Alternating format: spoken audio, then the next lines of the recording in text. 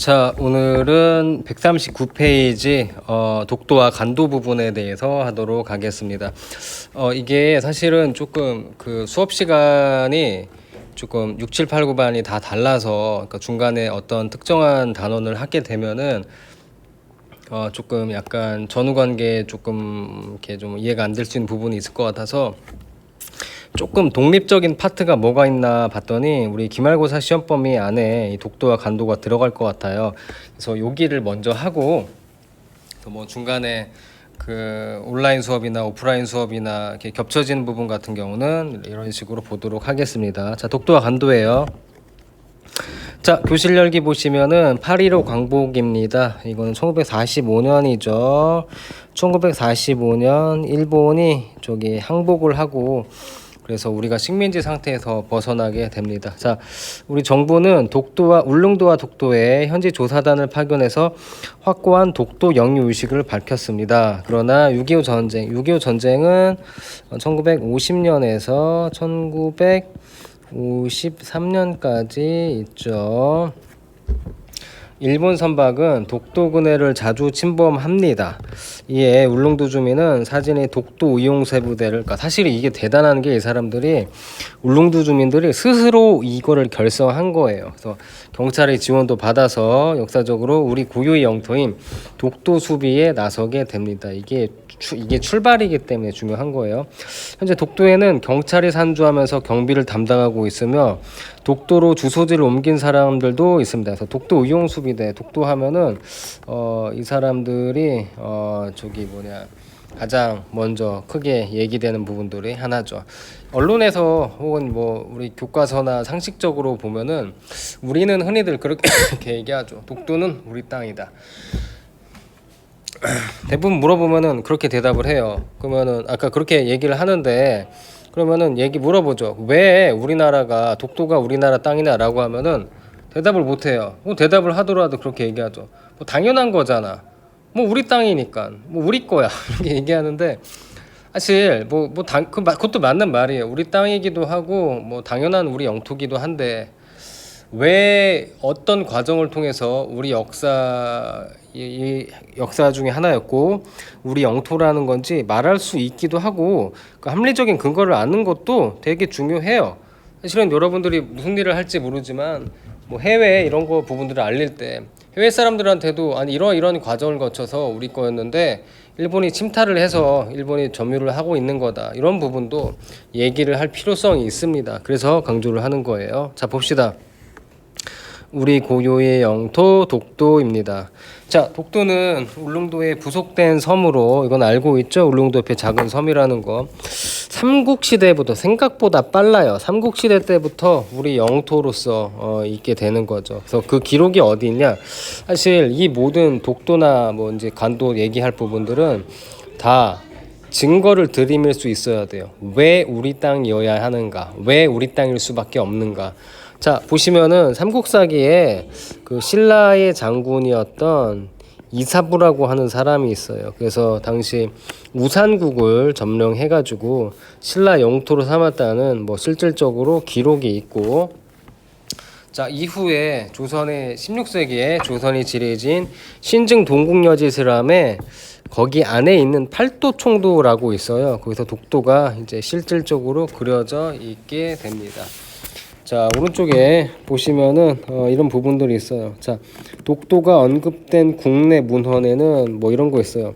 현의 정동 쪽에는 우산과 무릉은 거리가 멀지 않아 날씨가 청명하면 가히 바라볼 수 있다. 이거 세종실록 지리지에도 이런 부분들이 있고, 그리고 여지지에는 울릉 우산은 모두 우산국 땅이며 우산을 외인들은 송도라 부른다. 뭐 이런 부분들이 있는 거죠.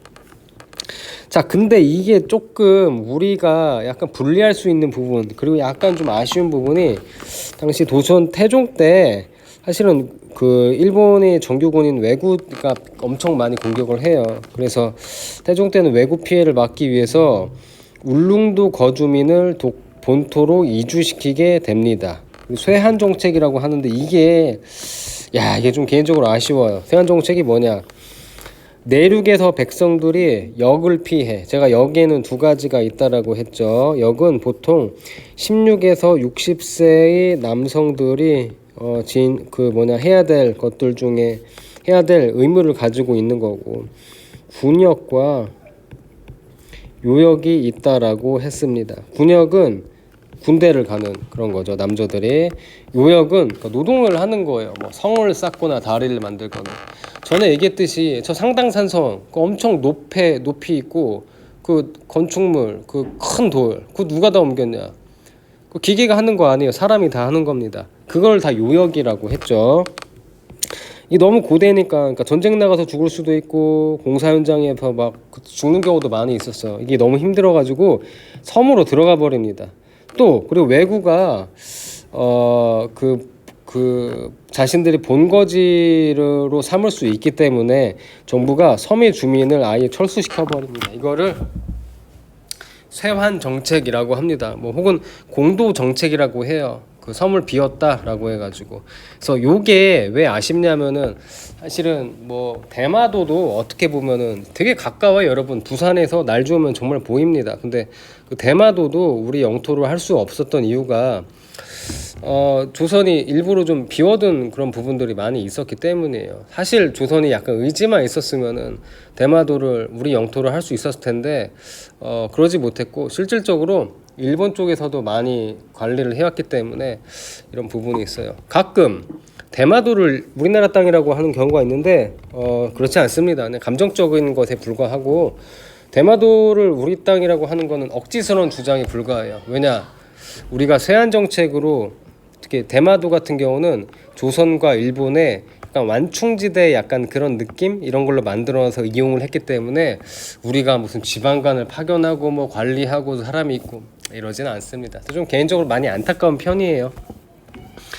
자, 이에 대해서 세한 정책이라고 하는 거죠. 요거를. 자, 이후에 일본 어민들은 자주 독도를 침입하게 됩니다. 그래서 숙종 때 안용복이라고 하는, 그러니까 어민이에요. 이 사람들도 그냥 민간인입니다. 이게 어민인데 일본 어민들로부터 독도를 지켜냈습니다. 근데 이게 안용복 사건이라고 얘기를 해요. 이게 여러분들 수업할 때는 그냥 막 이 사람이 막 독도를 지켜냈다 여기까지 얘기하는데, 실상을 보면은 이게 좀 그런 게, 일본 어민들이 독도로 오는 건 맞는데 이 안용복이 그 조선의 관리라고 사칭을 해요.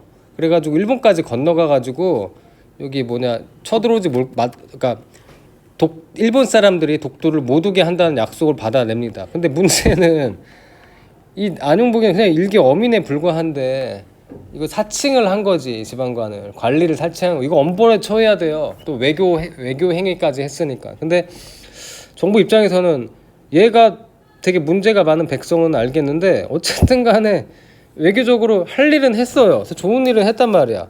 그래서 처벌을 할까 하다 그냥 퉁칩니다. 그냥 뭐 어쨌든 간에 뭐 국익을 크게 저한 건 아니니까 그래도 사칭한 건 문제긴 하지만, 그래서 그걸 유명한 안용복 사건이라고 얘기를 해요. 좀 어이가 없죠, 약간 보면. 자, 그래서 이랬지만 일본 어민들의 불법적인 그 물고기 잡이 어로 행위가 계속됩니다. 자, 이런 게 조선 후기까지 계속 있었고, 이제 임금이었던 고종이 울릉도 개청령을 이제 통해서 관리를 이제 직접 파견합니다. 그리고 내륙 주민을 반대로 됐어요. 드디어 섬으로 이주시키는 거죠. 그리고 그 진짜 유명해요. 요게 대한제국에서 발표되었던 칙령 대4비 41호입니다. 자, 참고로 대한제국은 뭐 이제 하겠지만 1897년 2월부터 조선이 나라 이름을 바꾸게 돼요. 그래서 그거를 대한제국이라고 얘기를 하는 겁니다. 그 대한제국에서 1900년에 반포되었던 칙령 제41호가 사실 굉장히 중요해요. 꼭 기억을 합시다. 그래서 울릉도를 울릉군으로 승격하고 그 독도를 울릉군 안에 포함해서 독도가 대한제국의 영토임을 분명히 합니다. 이게 그래서 중요한 거예요. 그전에는 솔직히 우리가 어떤 관리를 한다거나 주민들이 뭐 살다거나 뭐 세금을 낸다거나 뭐 이런 정부적인 어떤 입장에서 관리를 하거나 우리 영토라고 하는 그런 것들이 제대로 이루어지지 않았어요. 근데 고종이 대한제국에서 칙령 제41호를 통해 이거를 확실히 했기 때문에 요게 굉장히 중요하고 뭐 수능이나 한능검에도 많이 나오게 되는 부분이죠. 자, 근데 이렇게 하지만 일본이 사실은 그렇죠. 일본은 우리나라를 한반도를 침입하려고 하죠. 근데 보시면은 일본이 한반도를 침입하려고 하는데 경쟁 상대가 있습니다. 자, 청나라가 있고 러시아가 있습니다. 자, 결국에는 일본은 두 나라와 싸웁니다. 그게 1894년에 일어난 1894년에서 95년까지 청일전쟁, 일본이 이겨요. 자, 이제 1904년에서 1905년까지 일어난 러일전쟁, 이것도 일본이 이깁니다. 한반도를 차지하기 위해서 청나라도 꺾고 러시아도 꺾게 되는 거죠. 자, 그리고 나서 우리나라의 외교권을 박탈하고 주권을 상실하게 하는 그런 일들이 일어나게 되는데, 자, 그러면 일본이 청나라랑 싸운 건 이때 전이고 10년 후에 러시아랑 싸우는데 그때 이걸 러일 전쟁이라고 그러죠. 러일 전쟁이 일어나자마자 한일 의정서라는 거를 체결합니다. 1904년 2월에 체결해요. 그래서 이거는 얘기를 이제 해야 하겠지만 군사 기지를 이용하게 됩니다. 우리나라 조선의 군사 기지. 왜냐하면은 러시아랑 싸우려고 하면은 우리나라의 군사 기지를 이용할 필요성이 있었거든. 그래서 요거를 하는 거고 1905년에 그러니까 요거를 계기로 해가지고 독도를 시마네현에 편입을 하게 되고 이거를 다케시마라고 얘기하는 겁니다. 자, 많은 학생들이 착각하는데 독도가 일본에 편입하게 되는 거는 을사늑약 아니에요. 제발 우리나라 외교권을 뺏기는 을사늑약 아닙니다. 독도가 일본에 넘어가게 된 거는 한일 의정서라는 거 제발 좀 기억을 합시다. 그리고 이제 다케시마로 되는 거죠. 근데 예전에 제가 주관식 문제를 낸 적이 있는데 시마네현이잖아. 그래서 저기 독도가 어디에 편입되었는가가 그 문제였어요. 주관식 문제. 근데 정말로 엄청나게 많은 학생들이 시마네현을 시네마현으로 했어요. 정말 사실이에요. 저도 많이 놀랐습니다. 야, 이게 시네마로 할 수가 있겠지, 애들 입장에서는. 근데 정확히 기억합시다. 시네마가 아니라 시마네현입니다.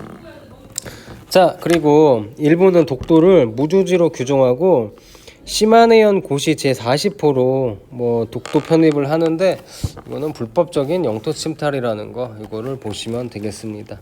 그래서 이렇게 보시면 되는 거고, 아까 얘기했던 칙령 제41호입니다. 1900년에 나왔던. 자, 이거는 그거죠. 민간단체인 독도수호대가 2000년부터 칙령이 발표되었던 10월 25일을 독도일 날로 정해서 기념하고 있다. 그래서 그만큼 대한제국에서 나왔던 칙령 제41호가 굉장히 중요하다는 거, 이거를 기억하시면 됩니다. 자, 그래서 독도에 대한 부분들을 간략하게 얘기했고, 이제는 간도에 대한 얘기를 해보도록 하겠습니다.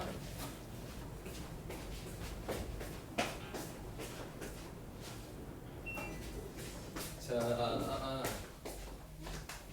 이제 간도에 대한 얘기를 해볼게요.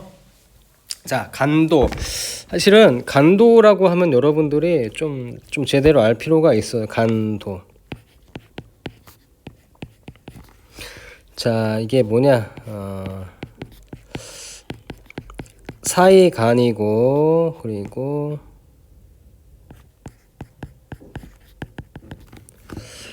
잠깐, 이거 아니죠. 이거 미안하죠. 이거 미안합니다. 이거 섬도자지. 한자로 많이들 알고 있을 거예요. 요게 무슨 간자냐면은 사이간자고, 이거는 섬도자입니다. 이상해요. 섬이라고 이게? 오잉? 요 지역을 섬이라고? 사실 따지고 보면 이게 무슨 섬이에요. 여기가 무슨 섬이에요? 섬 아니잖아. 근데 왜 섬이라고 했냐? 이게 이런 거지. 두 나라, 청나라와 조선 사이에 있는 섬과 같은 지역이다라고 해서 간도라고 얘기합니다. 다시 두 나라 사이의 섬과 같은 지역이다. 이게 왜 섬과 같은 지역이지? 이게 왜 그러냐?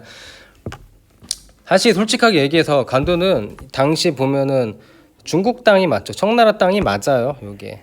근데 어떻게 되냐? 청나라 땅이 많은데 청나라에서는 이 지역을 자기네 무슨 뭐 조상이 여기서부터 출발했다. 조상이 만주족이잖아. 만주족이 땅이 이쪽에서 출발했다라고 해서 신성한 지역이라고 해서 이쪽을 다 비워버립니다. 아무도 들어와 살지 못하게 했어요. 신성한 지역이라고. 근데 여기를 조선 사람들이 넘어오게 되는 거죠. 조선 사람들이 넘어와서 살게 되는 거예요. 살기 힘든 조선 사람들이 넘어오게 됩니다. 자, 그러면서 이제 이런 일들이 시작되는 거예요. 자, 봅시다. 조선과 청은 두 나라 사이의 국경을 확정하기 위해서 1712년에 백두산 정계비라고 아주 유명한 비석을 세우게 됩니다. 정계비가 뭐냐? 백두산의 경계를, 두 나라 사이 경계를 정한 비석입니다. 그러니까 여기서부터 여기까지는 청나라 땅, 여기서부터 여기까지는 뭐 조선 땅, 딱 이 경계를 정한 비석을 세웁니다. 자, 거기에선 뭐라고 써있냐? 압록강과 토문강을 경계로 격경성이 전해지게 됩니다. 이런 부분들이 있어요.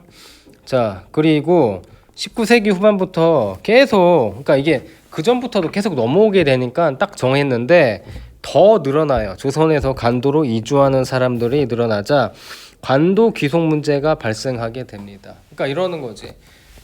조선 정부에서도 넘어와서 살고, 근데 청나라 입장에서는 야, 여기 왜 넘어와? 한번 결정할 필요가 있다라고 하는 거지. 그래서 정부는 간도가 우리 영토임을 분명히 하고 현지의 조사단과 관리를 파견해서 간도에 거주하는 주민에 대한 보호 조치를 취하게 됩니다.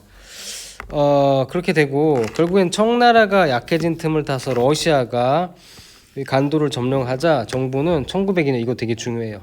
이범윤이라고 하는 사람을 간도에 파견합니다. 그리고 이 사람을 간도 관리사에 임명해요. 이게 독도도 마찬가지로 우리 행정구역에 포함시킨 것처럼 간도 역시 우리가 대한제국이 이범윤을 간도관리사로 파견했다라는 게 되게 중요해요. 그래서 이게 국가적 입장에서 여기 간도를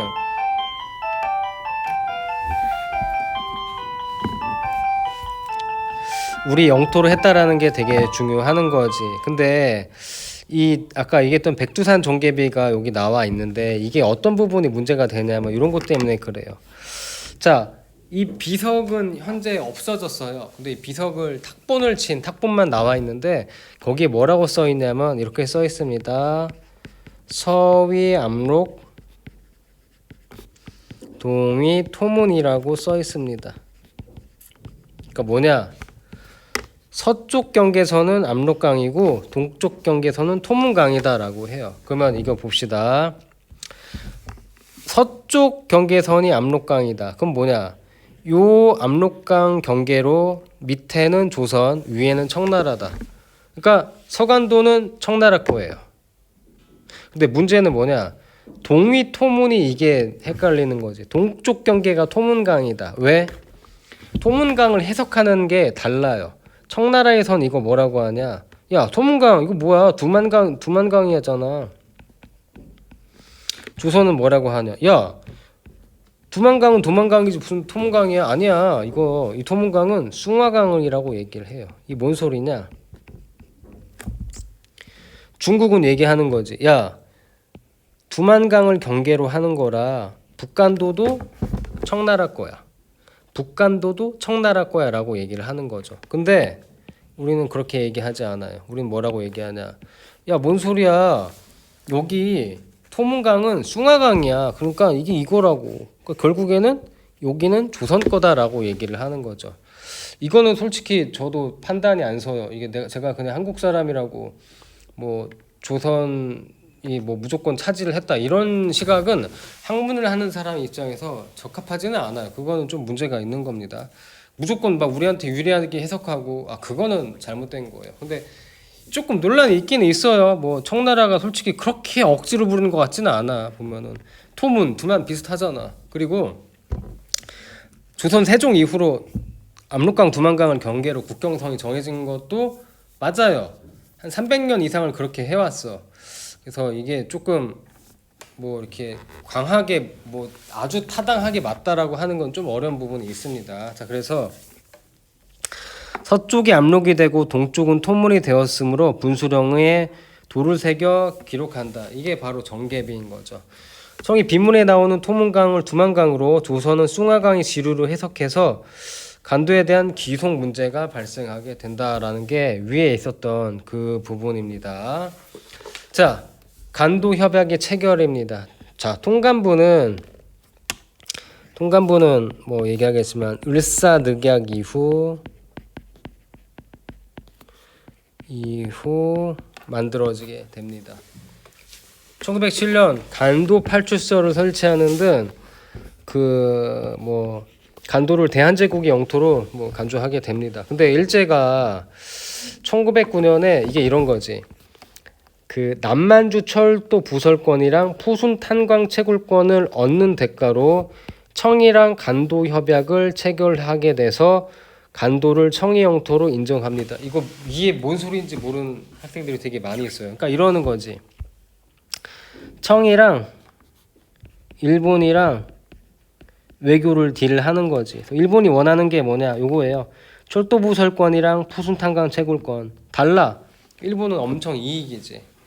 근데 일본도 뭘 줘야 될 거 아니야. 뭘 주냐? 야, 간도 네 거야 라고 인정을 해줘요. 다시 일본이랑 청나라랑 서로 원하는 게 있을 거 아니야. 일본이 원하는 건 뭐야? 야, 철도 부설권이랑 탄광 채굴권 내놔 라고 얘기해요. 그럼 청나라는 일본한테 얘기하는 거죠. 야, 대신에 간도 내 거 인정해줘 라고 얘기를 해요. 이래서 넘어갑니다. 근데 많은 애들이 궁금해할 거야. 선생님, 근데 이거 뭔가 이상한데 이거는 청나라와 조선의 외교 문제잖아요. 근데 왜 청나라랑 조선이 해결하지 않고 청나라랑 일본이 해결돼요? 눈치가 빠른 친구들은 알 거예요. 왜 일본이 체결하느냐? 일본이 대한제국의 외교권을 가져갑니다. 우리가 외교권을 박탈당해요. 그 뭐라고 하죠? 우리나라가 외교권을 박탈당하는 거? 그치, 을사늑약이잖아. 그러니까 우리나라가 외교권을 행사할 수 없고 일본이 대신 하는 거지. 지금 그런 애들은 그렇게 물어봐. 아니 근데 그건 오케이 알겠어요. 그러면은 왜 일본은 간도를 줘버리고 저기 청나라한테 그 이익을 얻었어요? 그러니까 솔직히 일본의 의도는 그거죠. 어차피 간도는 먹을 건데 이 철도 부설권이랑 탄광, 철도를 먼저 놔야겠다는 생각이 있는 거지. 그러니까 그런 이익을 먼저 취하고 나서 그리고 기반이 마련된 다음에 먹으려고 했던 거예요. 그래서 이런 부분들이 있습니다. 자, 간도 협약의 문제점은 무엇인가? 간도 협약은 또 나와요. 일본이 을사늑약에 따라서 대한제국의 외교를 대신해서, 그러니까 외교권을 뭐 뺏어가서 체결한 겁니다. 근데 이 을사늑약 자체가 잘못된 거지.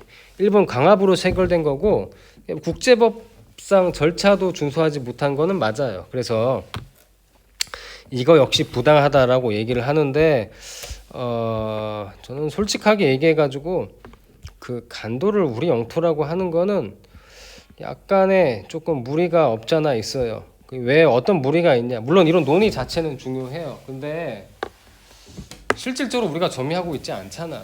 독도는 우리가 점유하고 있는데. 그리고 간도 지역을 우리가 역사적으로 점유했던 그게 솔직히 그렇게 길지 않아요. 중국이 길다면 더 길었지. 그리고 현재 중국이 점유하고 있기 때문에 안 줄걸? 그리고 현실적으로 줄 가능성이 매우 낮아요. 절대 안 줄걸. 그렇다고 우리가 뭐 이렇게 주장을 하는 것도 조금 그래서 어쨌든 을사늑약의 부당성을 얘기하고자 요 과정을 얘기하는 거는 적합은 한데 좀 생각해 볼 필요는 있습니다. 자, 통간부의 간도 정책 봅시다. 통간부는 저기 을사늑약 이후에 만들어진 기구라고 했죠. 자, 간도 팔출소를 운영했습니다. 순종은 대한제국의 마지막 황제입니다. 간도에 파견한 직원에 관한 건을 제거하여 이에 반포하게 하노라. 뭐 이렇게 좀 돼 있어가지고 있고 간도 협약이 있어요. 간도 협약. 그래서 일본 청국 양 정부가 토문강을 청과 한국이 국경으로 해서 뭐 이렇게 하는 거고 뭐 이렇게 경계 별도 뭐 이런 부분들이 내용이 있습니다. 자, 그래서 다음 페이지를 한번 보도록 할게요.